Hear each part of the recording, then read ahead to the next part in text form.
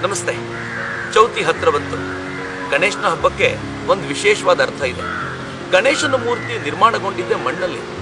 ಮಣ್ಣಿನ ಮುದ್ದೆಗೆ ಪಾರ್ವತಿ ಆಕಾರ ಕೊಟ್ಲಂತೆ. ಆನಂತರ ಗಣೇಶನ ಮುಖ ಅದಕ್ಕೆ ಬಂತು ಅನ್ನೋ ಕಥೆಯನ್ನು ನಾವೆಲ್ಲರೂ ಕೇಳಿದ್ದೀವಿ.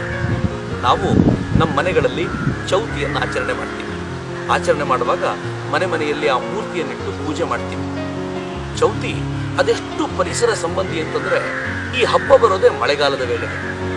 ಗಣೇಶನ ಮೂರ್ತಿಯನ್ನ ಮಾಡಲಿಕ್ಕೆ ಅಂತ ಬೇಸಿಗೆ ಕಾಲದಲ್ಲಿ ಕೆರೆಗಳಲ್ಲಿರುವಂತ ಮಣ್ಣನ್ನು ತಗೊಂಡು ಬರ್ತಾರೆ. ಈ ಜೇಡಿ ಮಣ್ಣಿಂದ ಗಣೇಶನ ವಿಗ್ರಹವನ್ನು ಮಾಡ್ತಾರೆ. ಆ ವಿಗ್ರಹವನ್ನಿಟ್ಟು ನಾವು ಪೂಜೆ ಮಾಡ್ತೀವಿ.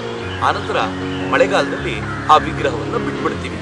ಅರ್ಥ ಎಷ್ಟು ಚೆನ್ನಾಗಿದೆ ಅಂತಂದ್ರೆ, ಕೆರೆಯ ಮಣ್ಣನ್ನು ತೆಗೆಯೋದು ಅಂತಂದ್ರೆ ಹೂಳನ್ನು ತೆಗೆಯೋದು ಅಂತ ಅರ್ಥ.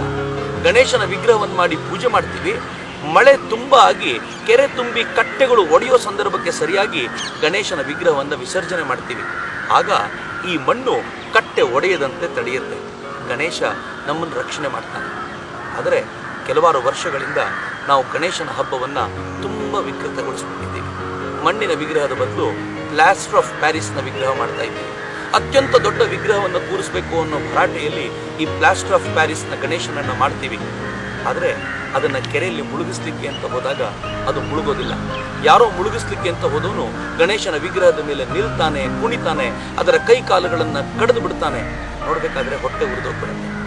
ಗಣೇಶನ ಹಬ್ಬ ಮುಗಿದ ನಂತರ ಮುಂಬೈನ ಜುಹು ಬೀಚಿಗೆ ಹೋದರೆ ಗಣೇಶನ ತುಂಡಾದ ಕೈ ಕಾಲುಗಳನ್ನು ನೋಡಬೇಕಾದ್ರೆ ಹೊಟ್ಟೆ ಉರಿದೋಗ್ಬಿಡುತ್ತೆ. ಈ ಬಾರಿ ಬದಲಾಯಿಸೋಣ.